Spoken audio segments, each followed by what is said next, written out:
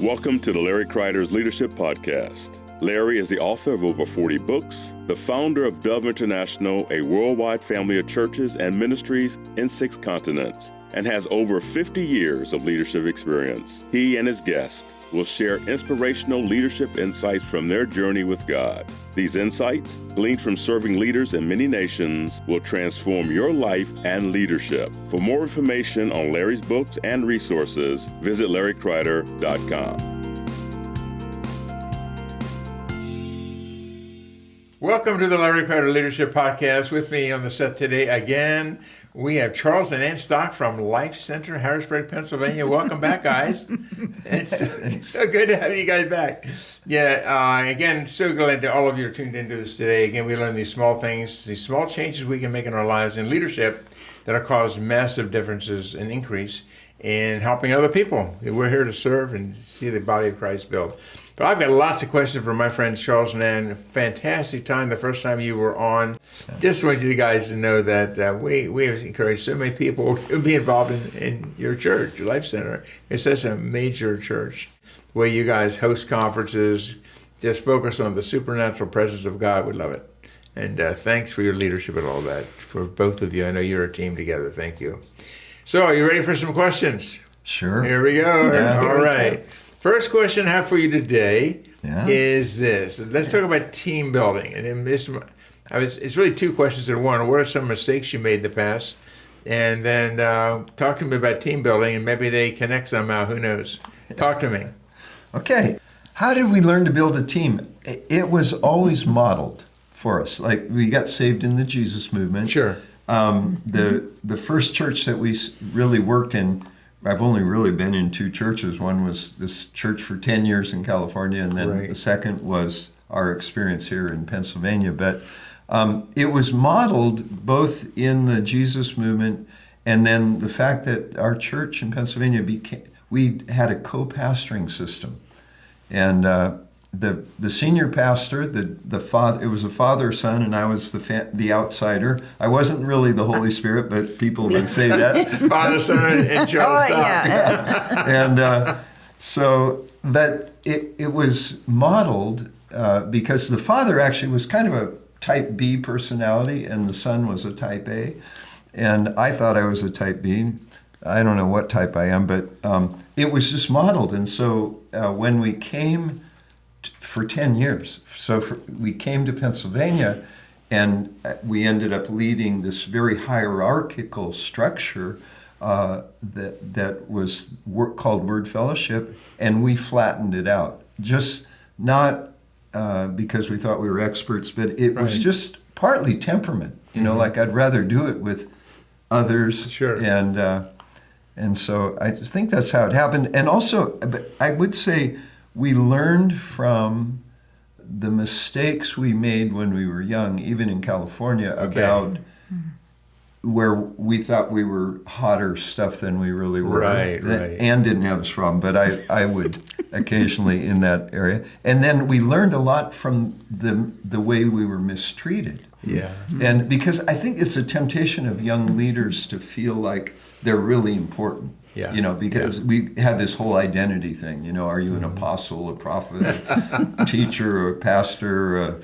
You know, and really, we're all Christians. Right. You know, and God gives us gifts, but they don't define who we are. Right. And so we're lovers of Jesus. That's who we are. That's it. And when we were so, kind of shocked by the way we were treated by a group that was our very friends, which I think was just out of ignorance, not malice. We learned a lot, and the fear was when I didn't care if I was ever in ministry again. I would have been happy to build houses and just be a Christian, you know. Right. But when we got put back in ministry, we had probably a internal fear of repeating, the abuse, how abused people become abusers. And by the grace of God, we didn't. We learned from those mistakes. We went out of our way. And so we made a lot of mistakes. When we were in Pennsylvania, I was the senior leader, and I didn't know anybody. And the culture of the church was shattered and full of distrust, and was significantly different than my background. So we had everything going against it. And location. We were in the hood with drive-by shootings. I remember. But some of my mistakes that I learned from were bad hires. I would say most of the people that I brought on initially, I just didn't know them that well. Some of them were giving me a sales job on themselves. I didn't realize it. I was very naive because I wasn't very ambitious. Like, I was ambitious to please the Lord, but not to build my own empire. So I got some bad hires, and then when you do that, you have to fire people. They might use other Christian language for us, but if it was a business, you'd say you hire and you fire. And I was always too slow to when it wasn't going to work. I would agonize, spend a year, torture myself and everyone else on the team that was waiting for me to deal with this problem. And then we would always give people way too much money for too long, like a guilt offering when we would fire them. But over time, it only took me about 15 years to learn, if it's not working, you can tell, and quick is much less painful for everybody. And we learned, we learned how to assess and recognize just because we like the person, they might not do what we were going to bring them into a role. And some of them were paid and unpaid, and they're also unpaid roles. But just the paid roles were particularly painful. And probably some of my hippie Jesus movement background, I remember I used to terrify my staff early on in Pennsylvania because I'd say, look, guys, getting a salary as a minister is actually evil, because if you're getting paid, then you might make decisions based on that you have a mortgage or based on things rather than just on what's the pure will of God. I said, this would be a lot better if we could all just have income from someplace else and do this for free, which of course their eyes would get big and what's he going to do? I was just philosophizing. I wasn't going to, but I was just saying, let's keep perspective. There's some truth in that, though. Yeah, we never want to make a decision based on trying to maintain our income or our image or our influence. We want it to be the will of God. So those were things I learned that took me 10 years. What about you, Ann? Did you learn anything over that time? Oh, my goodness. Are you the one that didn't make the mistakes? It's Charles. She made way fewer. I'm more calculated. Are you? She is. I mentioned a little bit in the last podcast of letting go sooner. Yeah. We were loyal to our own detriment, and it nearly destroyed us. Yeah. And I just had to learn it is okay. Yeah. I mean, sometimes it's best for us to let go and release and leave. And then that I added into our congregants later. It's okay also for them to leave once we had to leave, and they may be going to the next as well. You guys are so healthy. Releasing leaders are hard to find. And the way you release people, and we truly try to do the same. You do that so well, and thank you for modeling that for the body of Christ. We always called it, Charles said, well, we won't let them go. We're gonna plant them into their nest. Yeah. We ask them, Bless them. we bless ask them, you? even when we have like this induction class that we call Intro to Life Center or Life Center 101 or something like this. But and it's just 3 weeks. We go through our prophetic history, our values, and that kind of stuff. But we say at that, look, of course you're all here. You love it here. We love you. Some of you got saved here, and but we're here to equip you. And so if there's a time where God doesn't use you here and you're being called someplace else, please let us know. Don't just sneak away, because we want to bless you, because we want to sow you, because we believe in sowing and reaping, so we want to send you out and believe that God, will say, hey, good job, I'll send you more people to train and send. That's kind of been our attitude. Yeah. So the big things, if you want to build a team, is one, you have to get rid of your insecurity and ego, which run together. Pride, fear, and Exactly. shame are all kind of a terrible little thing that works in the heart of man that are unredeemed. But so we learned honor is really important. Yes, it Honor is. Yeah. with what we say, how we speak to people, but also how we speak about people when no one's listening except God Right. and the angels. It's just a discipline to honor, because what we're doing, we're really speaking how God sees the situation. We're building our own faith. Love is central, and that gets expressed by kindness and loyalty. Exactly. Yeah. That gives you permission to be real, Right. because Right. then you can be real and just evaluate, Yeah. not tiptoe around the Right. elephant in the room. No, you guys do that so well. What would you say to a younger leader who would ask you for advice on how to be a healthy leader? How do they say healthy? What would you say? I would probably say stay true to yourself. Stay in the lane good. that you know you're good at. Don't right. try to get into the other lane. It's okay. Someone else That's can do right. that part. I think one of our great models for that was the late Benny Johnson.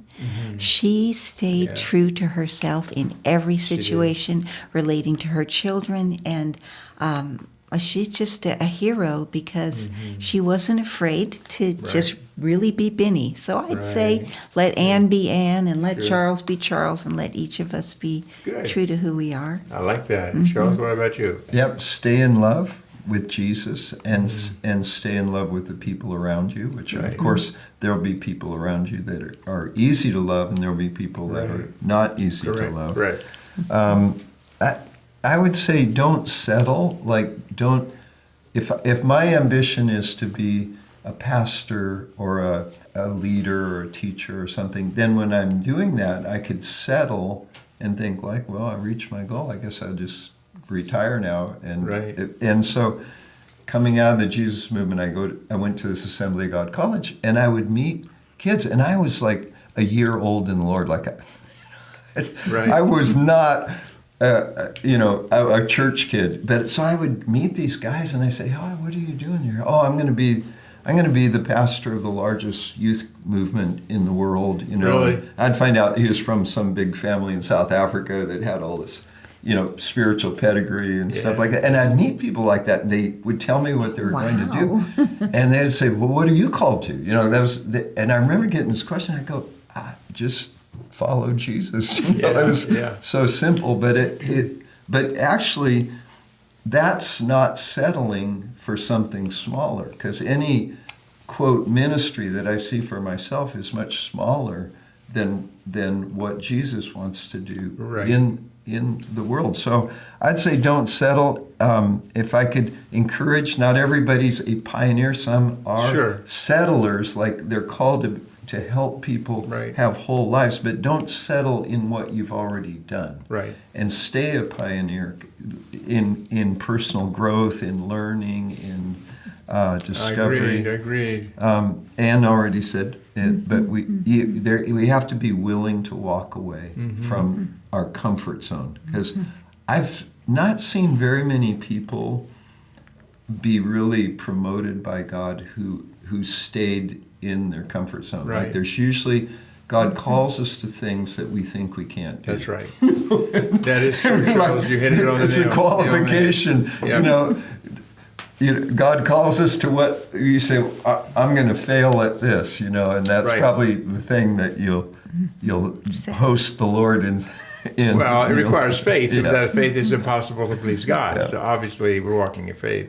Have you guys had coaches, mentors, fathers, mothers, people who've spoken into your lives? I mean, have you had that? I mean, some leaders, and they say, we just never had that. And others say, yeah, we have. Has that helped you at all? Well, I wouldn't say we knew that we had it deliberately. I mean, there was a time when we were looking for that person, but my friend Steve Peters really discipled us, marked us for years. Lonnie Frisbee had a big mark on her life, and through all his ups and downs, he stayed in touch with us till he died. Wow. And called us. He wanted me to come to his deathbed, and we had just moved. We were in a situation where I couldn't. But here in Pennsylvania, I would say the person who's probably had the most impact on my life would be Joseph Garlington. We've been, he's been a friend with us since the early 90s, and a close friend. And 84 and still going strong, so that's... Yeah, I love that. He's been a father, a pastor. He introduces me sometimes as his best friend, which is always like... I didn't know that. It might just be that day. I'm not sure, but he's so relational. He is. And he loves everybody he's with. But he's been a bishop and a pastor to us, and Barbara as well. And then Che has been a friend. Cheon has been an apostle and just a good friend for many years. But we never really had, either of us, a specific mentor or someone who brought us through. We didn't even have parents that were Christians. Right. So now we have to turn around and be mentors to people when we weren't exactly mentors, so it's all new territory for us. But I felt like I had mentors in each person. I would pick out their highest, their best quality and say, I want to do that like Dawn. Mm-hmm. Oh, bring out that Jolene part of me who could make someone feel comfortable in a difficult situation, or if I needed to be a nurturer. So I just sort of was mentored by the best qualities of my friends. That's so good. I love what you said, even though you couldn't necessarily name people that they were your mentor, even though you drew from them, that you still became mentors, and you've been doing that your whole life. And that's so, you cast your bread upon the waters, they shall return, and you've done that. Done that so well. God bless you back. You can see the fruit in your lives from that. So what's changed in how you see leadership today compared to how you saw leadership when you were younger? I would say when I was younger, I thought leadership was about gifts and callings. Okay. And so, but it was, behind that was like a search for identity, like not knowing how to define myself. We were deeply involved for a number of years in California with gospel outreach, Jim Dirk and that whole stream that were all fivefold. And so we would be invited to these like eldership retreats and to these apostle prophet gatherings. And there would be the old prophets and apostles, and all us young guys would be sitting on the outside. And Jim saw something in me that I didn't see. But I would say a lot of that was driven by, trying to define myself. Right. So, but after all these years, I would say that leadership and I just want to set anyone free that is in a crisis over that kind of what's my gift, what's my calling, that at the core, leadership is really just doing life in front of a community that knows you. Good.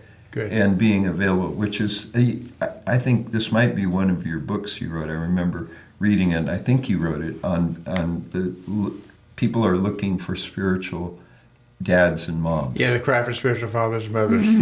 That was it. Right. Yeah, and I think that's the reality of real leadership is that you give people access to yourself, and they see your good days and your bad days, and you trust that God has called you into that role. Yeah, it's good. So good. So, what are things you wish you would have known when you started? I really would say this, that the love of God and His gifts and callings are relentless. I wish I had known that, and I think maybe it's natural that you don't know that because you're striving to show yourself approved. You're going after this thing. But I would just say it's so relentless. And in the recent years, Romans 8:31, what then shall we say to these things? If God is for us, who can be against us? Correct. He who did not spare his son, but gave him up for us all, how will he not also with him graciously give us all things? Well, that just is like, that's really the question that measures the maturity of our trust in the Lord. What do we say to these things? The failure, and we often learn more from our failure than we do from our victories, because sometimes we our victories make us happy and give us energy, but we don't always learn much from it. And that we learn so much. Yeah. And knowing that in all these things, God has given us more than enough, everything we need, and that failure and suffering is part of the package. Now you got it. I'm often asked, why did I write books? And I say two things. Number one, of course, there's a call from God to do it. But number one is I've been blessed by so many other people's books. My favorite book outside the Bible, Charles Finney's Revival Lectures, that thick book, but all these books of men and women of God from the past. But I said, secondly, because we made so many mistakes. I thought if we can help other people not make those same mistakes, why not? Isn't that it? How does that teamwork thing work for you? I mean, every couple's different, and we're all wired differently. And I love the way the two of you work together for years. People admire you for that. Talk to me about how that works for you. Because you guys are a team. For me, it was about 35 years into our ministry, or maybe 30, because we've been at this for 50 years. Right. Charles let me know that he wasn't the kind of leader who was going to pause and say, "And Anne, what do you think?" He said, "I'm just not going to do that. I am going to bulldoze ahead, and if you want to say something and I want to hear it, you're going to have to interrupt, and it's going to have to be very clear and very loud." So once he gave me that freedom, he said, "I want you to interrupt." Yes. So it was against my nature, but for the sake of good answers and the good things in the information I had to learn to speak up. Yes. I had to learn to interrupt, and everyone around me knew that I was not really wanting to do that, but that I was doing it for the sake of others. So one of the interesting things that's transpired is now if I say, well, let's slow down and really think that through, everyone stops and puts it on pause and says, "Wait a minute, Anne's jumping off this tractor right here, and we better pay attention." So in that sense, they've seen a good batting average with me, but I had to learn to speak up, and he had to notice. He said, "I'm not going to be the person." It was a self-awareness. "I'm not going to be the person who says, 'And Anne, what do you have to say about all that?'" He said, "No, I'm just going to keep going forward and going forward. So stand in front of me, interrupt." So maybe there's some others who maybe he's a very verbal person. I'm more of an internal processor. So I had to learn to speak up. Mm-hmm. Yeah. So and he's happy. He's happy for the things I say. Well, I just had. You guys are a great team. Yeah. I mean, you guys work so well together. I've seen you minister together. I mean, you do this so well together. Anything you want to add to that, Charles? How do you see that? Well, I think it really helps to navigate it if you have a sense of humor. I think for every couple, it's probably different based on temperaments. And exactly. Some people are internal, some people are external processors. But for me, the fact that I had a sense of humor, and I'm always willing to be the joke.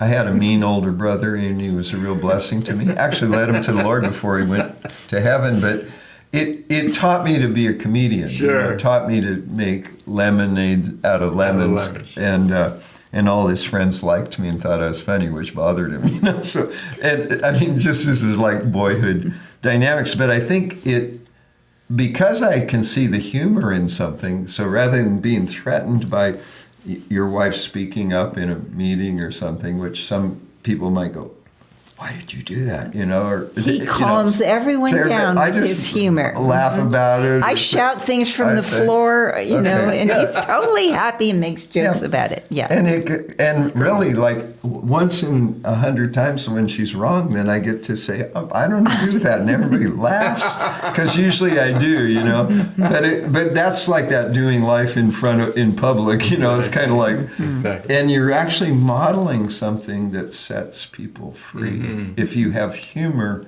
about yourself, and you're not mean to other people, or you need to grab control, so I'd say, and then, it's not very difficult, because for most of our lives, and even to this day, we each work in our own sphere primarily. Right. We're not, and I know some couples, they do everything together, Right. like everything.